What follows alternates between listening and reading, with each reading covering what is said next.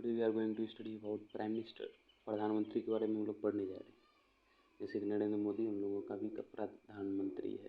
तो अगर ऐसे देखा जाए कि किसी बहुत ही पिछड़े गांव में चला जाए और उनसे पूछा जाए कि प्रधानमंत्री क्या है और कौन है, कैसे बनता है, क्या बनता है, ये सब उनको ज़्यादा आइडिया रहता नहीं। मेनली वो लोग ये समझते हैं कि वो ऐसा पर्सन है जो कुछ भी कर सकता है, मोस्ट पावरफुल वन। तो आज हम लोग यही जानेंगे क्या सच में वो लोग मोस्ट पावरफुल हैं या प्रेसिडेंट मोस्ट पावरफुल है, या और भी जो मिनिस्टर्स होते हैं जैसे अमित शाह वगैरह हैं, ये सब तब क्या रोल प्ले करते हैं, या मोदी जी ज़्यादा इम्पोर्टेंट है या वो लोग भी ज़्यादा इम्पोर्टेंट है। यही सब चीज़ के बारे में आज हम लोग देखने वाले हैं। So let's see what we can do, sorry not what we can do, we will do. तो प्राइम मिनिस्टर, तो आप ये चीज़ बैठा कर रखिए कि हम लोग इसके पहला तो क्वालिफिकेशंस तो देखेंगे ही, लेकिन इसमें इम्पोर्टेंट रोल प्रेसिडेंट का आता है। तो प्रेसिडेंट के बारे में भी देखना पड़ेगा हम लोगों को, प्रेसिडेंट का रोल क्या है इम्पोर्टेंट प्राइम मिनिस्टर के टर्म में। क्योंकि प्रेसिडेंट का जो ये है ऑफिस है, ये मोस्ट हाई है, मतलब हेड है यही देश का। तो कॉन्स्टिट्यूशनली अगर देखा जाए तो हेड यही है, वही हम लोग देखने वाले हैं क्या क्या है। तो ठीक है, ये है। और हम लोग देखेंगे क्या कैबिनेट मिनिस्टर्स क्या क्या रोल है, थोड़ा बहुत। ठीक, चलिए तो आगे बढ़ते हैं।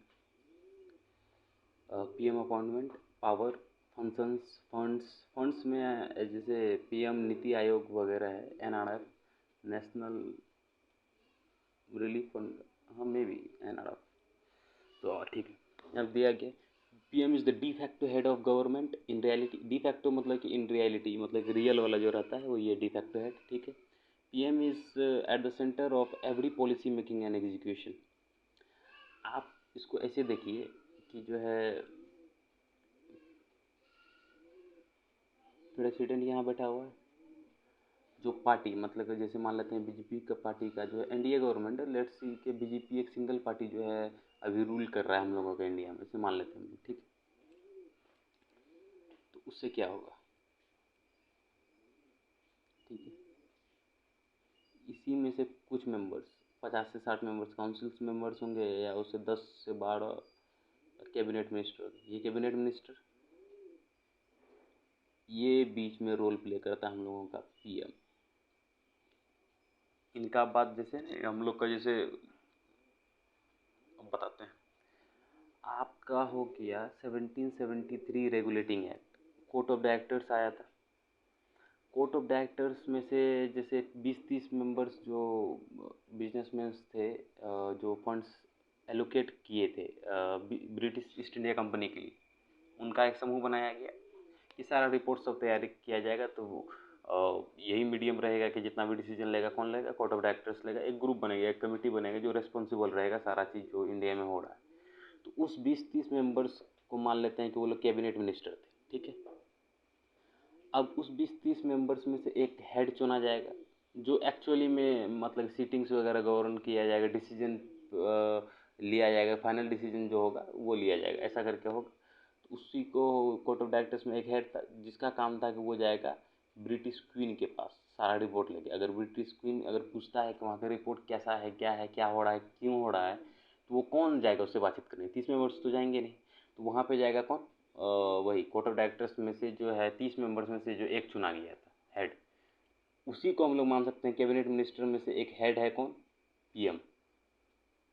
पीएम जो है सारा चीज़ लेके जाता है। अगर यहाँ पे कोई उसको रूल्स वगैरह बनाने हो या किसी चीज़ में प्रॉब्लम है तो पीएम, कैबिनेट मिनिस्टर्स में बात होता है और पीएम जो उस संदेश को लेके जाता है प्रेसिडेंट के पास, ऐसा होता है। ठीक है, आगे बढ़ते हैं हम लोग। PM office manages, coordinates, guides all departments and ministries of central government. ठीक है, क्योंकि जितना भी मिनिस्टर्स होता है पीएम ही रिकमेंड करते हैं प्रेसिडेंट को मिनिस्ट्रीज के बारे में। पार्लियामेंट दो है, लोकसभा और राज्यसभा। ठीक है, MLA elects MPs of Rajya Sabha, MLA. अच्छा ठीक है, people of India elect representative. ये तो पता है भाई कि लोकसभा का जो मेंबर्स है उसको हम लोग डायरेक्टली चूज़ करते हैं, और हम लोग का स्टेट लेजिस्लेटिव असेंबलीज में एमएलए चूज़ करते हैं। ये जो हम लोग एमपी चूज़ करते हैं वो लोग तो लोकसभा का मेंबर्स बन गया, लेकिन जो राज्यसभा है, राज्य का सभा का जो मेंबर कौन होगा, राज्य का ही होगा। राज्य का मेंबर कौन हो सकता है, एमएलए हो सकता है। तो वही होता है, तो पार्टी उसमें भी है कि पार्टी के तौर पे जाता है। ठीक, 2 instances where president has to exercise his or discretion. 2 instances कौन सा है? पहला तो यही मेरे ख्याल से, I am not looking at the PDF right now, let me guess. पहला ये होना चाहिए कि किसी पार्टी के पास मेजोरिटी नहीं, और दूसरा ये कि PM अगर रिजाइन कर दे, रिजाइन करेगा तो पूरा भंग हो जाएगा, डेथ हो जाए एंड ऑल, ये सारा बात है। पहला ये, दूसरा ये, ठीक है। आगे बढ़ते हैं हम लोग। फिर जो है, when no party has a clear majority in the Lok Sabha then president appoints any MP, ठीक है। अपॉइंटेड हम लोग देखेंगे कौन सा था। प्रेसिडेंट नीलम संजीव रेड्डी किसको चुना था? चरण सिंह को। Coalition leader is the PM। Here president can exercise his or her discretion and appointment on MP। MP को बोल रहा है चूज करने को।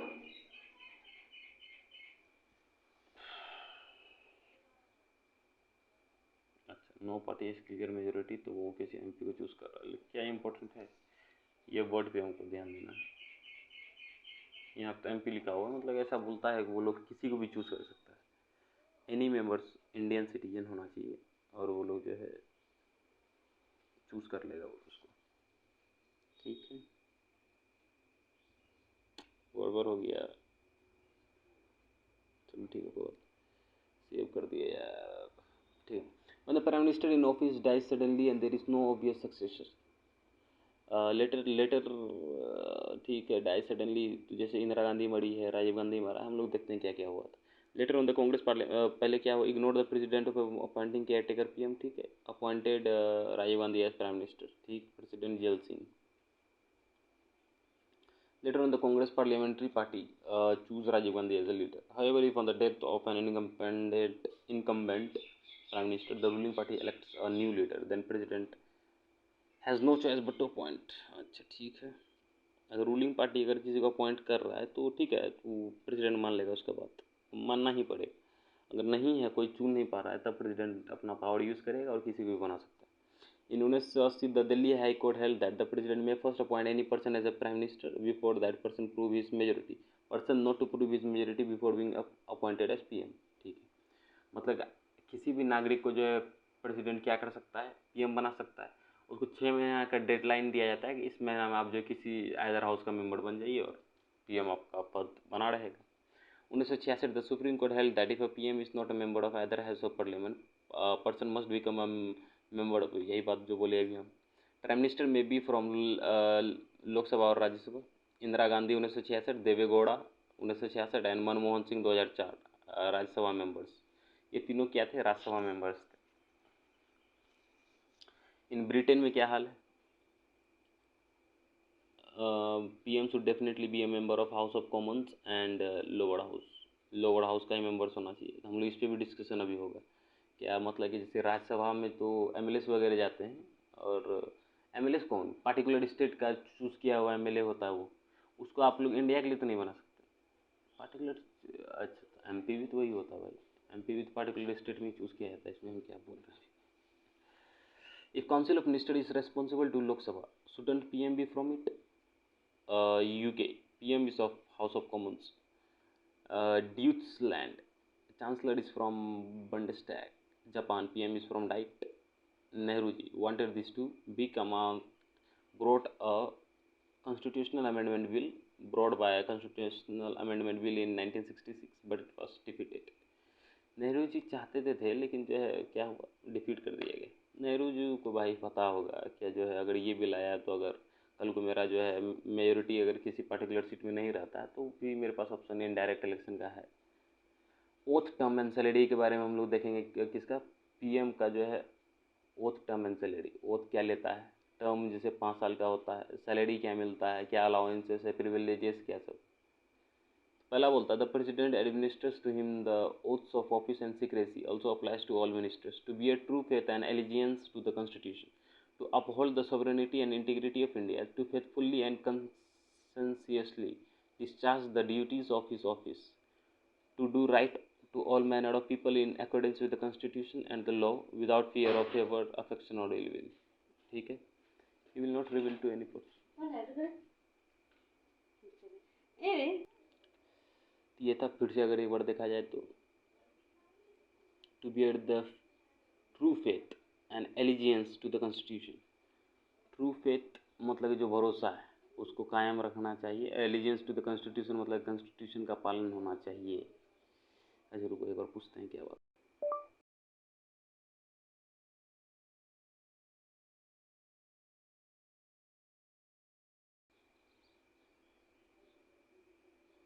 लालित्य, लालित्य और शिष्टता।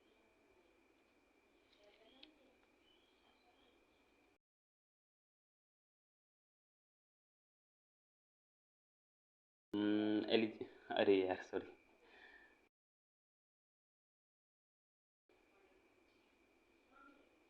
निष्ठा, निष्ठा। यस, एलिजियंस मीनिंग इज निष्ठा। निष्ठा मतलब क्या होता है, आप किसी के प्रति वफादारी, यही होता है निष्ठा। तो अपहोल्ड द सॉवरेनिटी, संप्रभुता और इंटीग्रिटी मतलब अखंडता जो है ऑफ इंडिया उसको मेंटेन करके रखेगा। To faithfully and consistently discharge the duties of his office, ठीक है, ऑफिस के प्रति श्रद्धामान रहेगा। To do right to all manner of people in accordance मतलब कोई भेदभाव नहीं, accordance with the constitution and the law without fear और फेवर अफेक्शन और विल, किसी भी डर और भय, किसी भी मतलब फेवर वेवर से थोड़ा दूर रह के जो है एक समानता के रूप में काम किया जाएगा, किसी के ज़्यादा फेवर नहीं किया जाएगा। ही विल सीक्रेसी वाला एक होता है, सीक्रेट मतलब कि उसको बताता नहीं लेकिन secret. He will not reveal to any person any matter that is brought under his consideration as a union minister except as may be required for the due discharge of his duties। अच्छा, secrecy की ये नहीं कि आप openly जो है इसको ये नहीं कर सकते, ये सिक्रेसी था। हमको लगा कि ऐसा कोई पद जिसको वो बोलता नहीं है लेकिन होता है उसका ऐसा। क्या यार तुमने। He will not reveal to any person any matter that is brought under his consideration as a union minister except as may be required for the due discharge of his duties। ठीक है, ये समझ गया।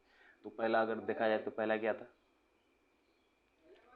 Sovereignty और integrity maintain करके रखेगा। फिर जो है अपने ड्यूटीज़ के प्रति वफादार रहेगा। ठीक,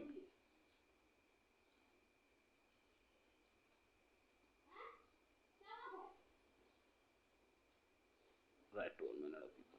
term of the prime minister, term of the prime minister तो 5 साल होता है ओथ ग्रहण करने के बाद। Not fixed and he holds the office during the pleasure of the. अच्छा, not fixed, term not fixed does not mean president can dismiss PM at will if PM enjoys the majority support in the Lok Sabha। Yes, salary and allowances of the prime minister determined by the parliament from time to time। मतलब ये भाई term fix नहीं है लेकिन ये 5 साल मेरे ख्याल से था। अच्छा रुको एक बार AI से पूछते हैं क्या आंसर निकलता है।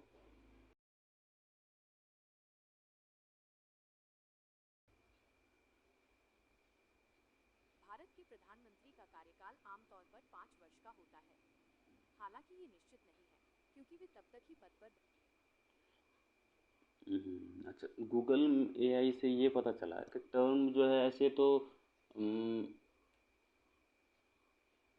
ऐसे देखा जाए तो 5 साल, ठीक है, लेकिन वो फिक्स नहीं है। अगर मान लो किसी समय उसका जो है मेजोरिटी लूज़ कर देता है तब क्या होगा। मेजोरिटी अगर लूज़ करेगा उसको तो हटना पड़ेगा। आप बोल रहे हो 5 साल है लेकिन मेजोरिटी लूज़ ज़्यादा हटना पड़ गया उसको।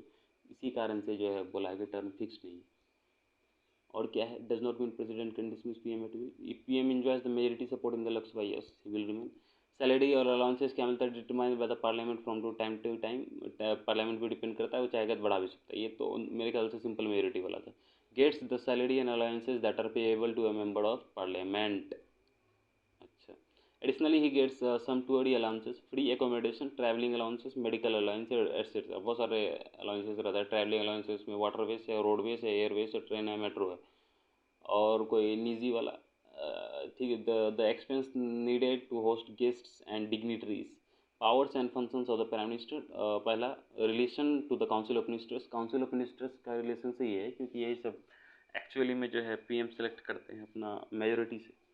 तो head of council of ministers recommends ministers to be appointed to president, ठीक है, allocates and reshuffles portfolios and ministries, ठीक है, can ask a minister to resign or advise the president to dismiss him in case of difference in opinion. मतलब अगर किसी ministries में, cabinet ministries हो या काउंसिल ऑफ मिनिस्ट्रीज में किसी मिनिस्टर को बैठाया गया है, वो प्रेसिडेंट को रिकमेंड करके उसको उसका ऑफिस से हटवा सकते हैं, ठीक है। अच्छा, जैसे allocates and reshuffles portfolios and ministries के मतलब मान लेते हैं अगर किसी को रेलवे मिनिस्ट्री दिया गया है, किसी को एजुकेशनल मिनिस्ट्री दिया गया है और if they are not working properly तो एजुकेशन वाला को रेलवे में डाल सकता है और रेलवे वाला को एजुकेशन में डाल सकता है, तो इसी को बोलता है रीसफल।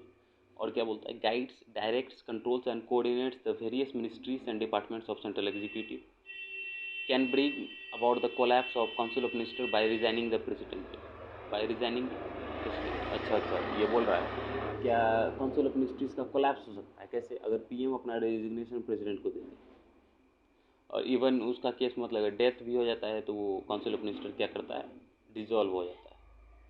ठीक है, अब क्या बोलता है, council of minister dismissed odd in section has majority headed by PM 543/2। ठीक, in relation to the president, president's के रिलेशन में क्या क्या है इसका पावर्स वगैरह। आर्टिकल 78 बोलता है PM is the primary means of communication between president and council of ministers. ठीक है, PM's responsibility is to inform the president of his government's policies and plans. जितना भी मतलब क्या लेखा जोखा है, पर जो काउंसिल ऑफ मिनिस्टर्स में बैठ के वो डिसाइड करता है क्या क्या प्लान है उसका, सरकार कैसे चलेगा, कहाँ कौन सा फंड जाएगा, ये सब को इसको डिस्कस करना पड़ेगा, किससे, प्रेसिडेंट से डिस्कस करना पड़ेगा। Furnish such information as the president may call for, even president can call for the information. ठीक है, if the president required to submit for the consideration of the council of minister any matter on which a decision has been taken by an individual minister regarding the administration of union affairs and legislative proposals. PM advises to the president in regard to the council of in regard to the appointment of key officials, UPSC chair and members, EC and other ECs, AG, Supreme Court and High Court judges. अच्छा, PM ही advice करता है इसके matter में। UPSC chairperson, election commission, ठीक है, AG, attorney general, supreme court and high court जजेस। अच्छा, एक बार पूछते हैं कि ये अटॉर्नी जनरल क्या है, लिटिल बिट मिसिंग।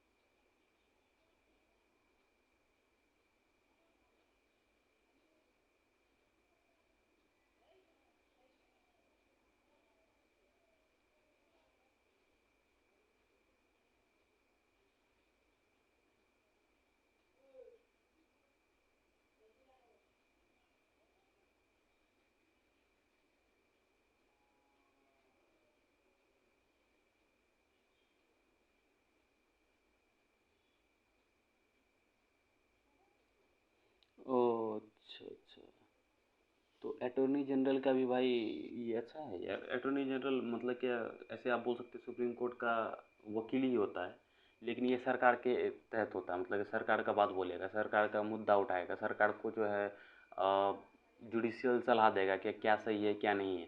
इवन वो लोग दोनों हाउसेस में बैठ सकते हैं, इवन वो लोग अपना बात रख सकते हैं, क्वेश्चन कर सकते हैं, और देश के किसी भी कोर्ट में वो जो है सुन सकते हैं, अपना बात बोल सकते हैं, ऐसा इतना पावर है। और किसी मतलब कि हाउसेस का किसी भी कमेटी में जो है वो मेंबर्स बन सकते हैं भाई, अच्छा पावर्स है यार, दैट्स गुड। तो अटॉर्नी जनरल के लिए भी पीएम ही रिकमेंड करते हैं, that's very good. In relation to parliament that is both houses, PM is the leader of the lower house not speaker. ठीक है, advises the president with regard to summoning and producing the sessions of Lok Sabha, Lok Sabha का session कब आएगा, कब स्थगित होगा, जो भी बात है ये पीएम जो है सलाह देगा काउंसिल ऑफ मिनिस्टर या कैबिनेट ऑफ मिनिस्टर से, किसको, प्रेसिडेंट को। 12 मेंबर जो राज्यसभा में होते हैं उसको कौन ये जो है कौन सलाह देता है प्रेसिडेंट को चुनने के लिए, ऑब्वियसली प्राइम मिनिस्टर सलाह देता है। ठीक, other powers and functions, chairman of the various bodies like NITI Aayog, planning commission, who succeeded the planning commission, national integration council, inter state council, National Water Resources Council and other related bodies. Shaping the country's foreign policy at a global level. Chief spokesperson for the Union government. Chief crisis manager at the political level during emergencies. Meeting various groups of people in different states and receiving a memorandum from them regarding their issues as a leader of the nation, leader of the party in power, political head of the services, defense, civil plus all India. अच्छा रुको, फिर से पढ़ा जाए. Other powers of chairmen of the various bodies like NITI Aayog, which succeeded planning commission. Okay, अच्छा यही रहता है. चेयरमैन ऑफ ये सब बॉडी का कौन रहता है? प्राइम मिनिस्टर रहता है. National water resources council and other bodies. Shaping the country's foreign policy at global level. ठीक है, स्पेस कहाँ तक? Chief spokesperson of the for the union government. ठीक. Chief crisis manager at the political level during emergencies. Wait a second, let me on the Bluetooth.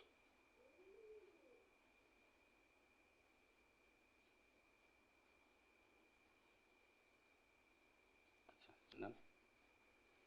Chief crisis manager at the political level during emergencies, meeting various groups of people in different states and receiving a memorandum from them regarding their issues as a leader of the nation, leader of the party in power, political head of the services. Defence का political head होता है, civil plus all India. Political head तो ये head है, लेकिन real head कौन था? Real head तो प्रेसिडेंट ही था. Role descriptions during 17th, 18th, 19th centuries. Role of Prime Minister in Britain holds good in Indian text too. उसमें तो किंग और क्वीन रहता था, उसके नीचे जो है प्राइम मिनिस्टर रहता था, तो इसलिए जो अच्छा अच्छा बात बोला. PM as primus inter pares first among equals. PM as inter stellas luna minores moon among lesser stars. ऐसे बहुत सारा बात बोला गया था. आर एच क्रॉसमैन से the post war epoch era or time has been the final transformation of cabinet government into prime ministerial government. Prime minister's office क्या है? सेवा तीर्थ. क्या है? सेवा तीर्थ. It is an administrative office that guides, coordinates, manages whole executive. अच्छा, execute को जो है कौन सारा मैनेज है, यही ऑफिस करता है. क्योंकि देखो, जो पार्टी जीता उसी का काउंसिल ऑफ मिनिस्टर, उसी का कैबिनेट ऑफ मिनिस्टर, उसी का प्राइम मिनिस्टर. तो कहीं ना कहीं प्राइम मिनिस्टर हेड होता है, मतलब रियल हेड होता है. सजेशन के लिए बोलता है, सजेशन लेना पड़ता है, लेकिन मेन डिसीजन क्या है? अगर आप ही उस पार्टी के लीडर हो तो आप में भी आप सजेशन ले सकते हो, लेकिन you have that power. Constitutionally नहीं दिया गया है, लेकिन ऐसे देखा जाए तो ऐसा ही है. All the governmental departments and ministries get directions and introductions from PMO, prime minister's office. ठीक है. Headed by principal secretary to the PM.